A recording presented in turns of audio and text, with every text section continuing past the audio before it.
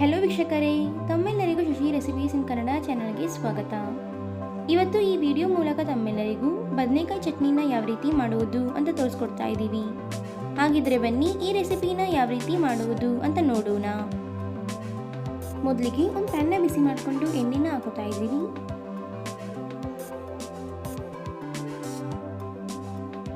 ನಾವಿಲ್ಲಿ ಬದನೆಕಾಯಿನ ಚೆನ್ನಾಗಿ ತೊಳೆದು ಈ ರೀತಿ ಕಟ್ ಮಾಡಿ ಇಟ್ಕೊಂಡಿದ್ದೀವಿ. ಈಗ ಇದನ್ನ ಪ್ಯಾನ್ಗೆ ಸೇರಿಸ್ಕೊಳ್ಳೋಣ.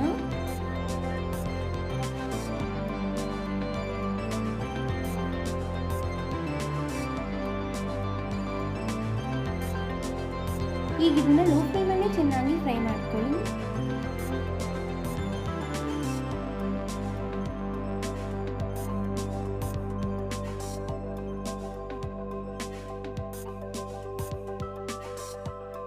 ಈಗ ಇಲ್ಲಿ ನೀವು ನೋಡ್ತಿರ್ಬೋದು ಬದನೆಕಾಯಿ ಚೆನ್ನಾಗಿ ಫ್ರೈ ಆಗಿದೆ.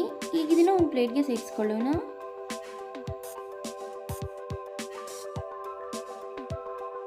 ನಂತರ ಅದೇ ಪ್ಯಾನ್ಗೆ ಮತ್ತಷ್ಟು ಎಣ್ಣೆನ ಹಾಕೋತಾ ಇದ್ದೀವಿ. ಎಣ್ಣೆ ಬಿಸಿಯಾದ ನಂತರ 1 ಟೇಬಲ್ ಸ್ಪೂನ್ ಅಷ್ಟು ಧನಿಯಾ ಕಾಳನ್ನ ಹಾಕೊಳ್ಳೋಣ. ಹಾಗೆ 1 ಟೇಬಲ್ ಸ್ಪೂನ್ ಅಷ್ಟು ಜೀರಿಗೆ, ಜೊತೆಗೆ ಸ್ವಲ್ಪ ಮೆಂತ್ಯ ಕಾಳನ್ನ ಹಾಕೊಳ್ಳೋಣ. ಈಗ ಇದನ್ನ ಚೆನ್ನಾಗಿ ಫ್ರೈ ಮಾಡ್ಕೊಳ್ಳಿ.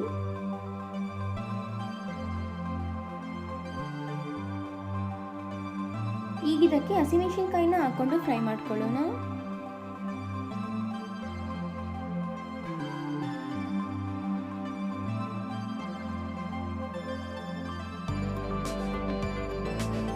ಈಗ ಸ್ವಲ್ಪ ಬೆಳ್ಳುಳ್ಳಿನ ಹಾಕೋತಾ ಇದ್ದೀವಿ. ಜೊತೆಗೆ ಕಟ್ ಮಾಡಿದಂತಹ ಟೊಮ್ಯಾಟೊನು ಸಹ ಹಾಕೋತಾ ಇದ್ದೀವಿ.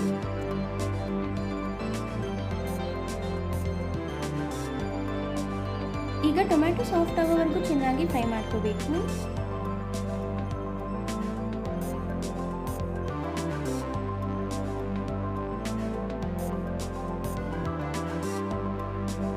ಟೊಮ್ಯಾಟೊ ಸಾಫ್ಟ್ ಆದ ನಂತರ ರುಚಿಗೆ ತಕ್ಕಷ್ಟು ಉಪ್ಪನ್ನು ಹಾಕೋತಾ ಇದ್ದೀವಿ. ಹಾಗೆ ಸ್ವಲ್ಪ ಅರಿಶಿನ, ಸ್ವಲ್ಪ ಹುಣಸೆ ಹಣ್ಣು, ಸ್ವಲ್ಪ ಕರಿಬೇವಿನ ಸೊಪ್ಪು, ಜೊತೆಗೆ ಸ್ವಲ್ಪ ಕೊತ್ತಂಬರಿ ಸೊಪ್ಪನ್ನು ಹಾಕೋತಾ ಇದ್ದೀವಿ. ಈಗ ಇದನ್ನ ಚೆನ್ನಾಗಿ ಫ್ರೈ ಮಾಡ್ಕೊಳ್ಳಿ.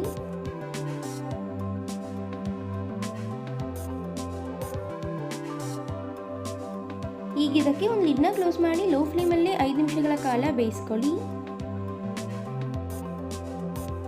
5 ನಿಮಿಷದ ನಂತರ ಲಿಡ್ನ ಓಪನ್ ಮಾಡೋಣ. ಈಗೊಮ್ಮೆ ಚೆನ್ನಾಗಿ ಮಿಕ್ಸ್ ಮಾಡ್ಕೊಳ್ಳಿ.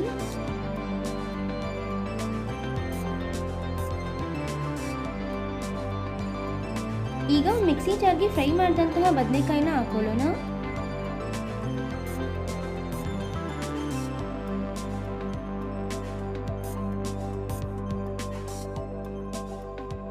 ಈಗ ಇದನ್ನ ನುಣ್ಣಗೆ ರುಬ್ಕೊಳ್ಳೋಣ. ನೋಡಿ, ಈ ಅದಕ್ಕೆ ರುಬ್ಕೋಬೇಕು. ನಂತರ ಅದೇ ಮಿಕ್ಸಿ ಜಾರ್ಗೆ ಫ್ರೈ ಮಾಡಿದಂತಹ ಟೊಮ್ಯಾಟೊನ ಹಾಕೋತಾ ಇದ್ದೀವಿ.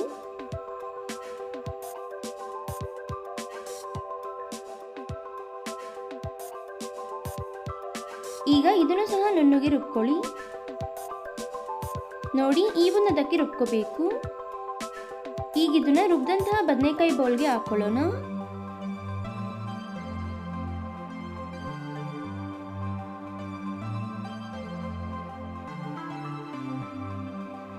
ಈಗ ಇದನ್ನ ಚೆನ್ನಾಗಿ ಮಿಕ್ಸ್ ಮಾಡ್ಕೊಳ್ಳಿ.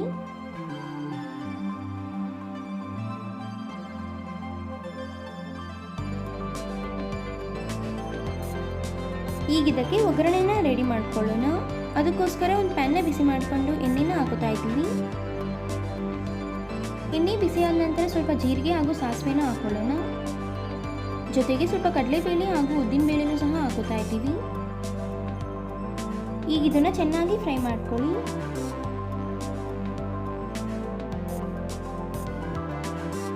ಈಗ ಇದಕ್ಕೆ ಸ್ವಲ್ಪ ಕರಿಬೇವು ಸೊಪ್ಪನ್ನ ಹಾಕೋತಾ ಇದ್ದೀವಿ. ಹಾಗೆ ಸ್ವಲ್ಪ ಖಾರ ಮೆಣಸಿನಕಾಯಿನ ಹಾಕೋತಾ ಇದ್ದೀವಿ. ಈಗ ಇದನ್ನು ಸಹ ಚೆನ್ನಾಗಿ ಫ್ರೈ ಮಾಡ್ಕೊಳ್ಳೋಣ.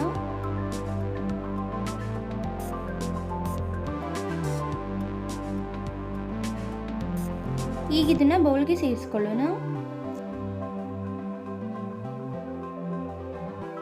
ಈಗೊಮ್ಮೆ ಚೆನ್ನಾಗಿ ಮಿಕ್ಸ್ ಮಾಡ್ಕೊಳ್ಳಿ.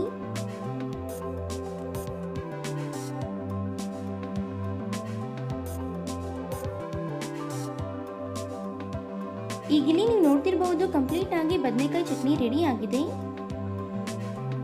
ನೋಡಿದ್ರಲ್ಲ ವೀಕ್ಷಕರೇ, ಅನ್ನಕ್ಕೆ, ಮುದ್ದೆಗೆ, ಚಪಾತಿಗೆ ಪರ್ಫೆಕ್ಟ್ ಆದಂತಹ ಬದನೆಕಾಯಿ ಚಟ್ನಿನ ಯಾವ ರೀತಿ ಮಾಡಬಹುದು ಅಂತ. ಹಾಗಿದ್ರೆ ಇವತ್ತು ನಾವು ಮಾಡಿ ತಿಳಿಸಿಕೊಟ್ಟಂತಹ ಈ ರೆಸಿಪಿ ತಮ್ಮೆಲ್ಲರಿಗೂ ಇಷ್ಟ ಆಗಿದೆ ಅಂತ ಅನ್ಕೊಳ್ತೀನಿ.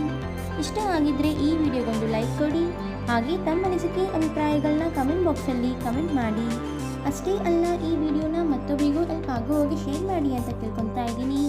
ಮತ್ತಷ್ಟು ಹೊಸ ಹೊಸ ರೆಸಿಪಿಗಳಿಗೋಸ್ಕರ ನಮ್ಮ ಚಾನಲ್ನ ಸಬ್ಸ್ಕ್ರೈಬ್ ಮಾಡೋದನ್ನ ಮರಿಬೇಡಿ. Thank you.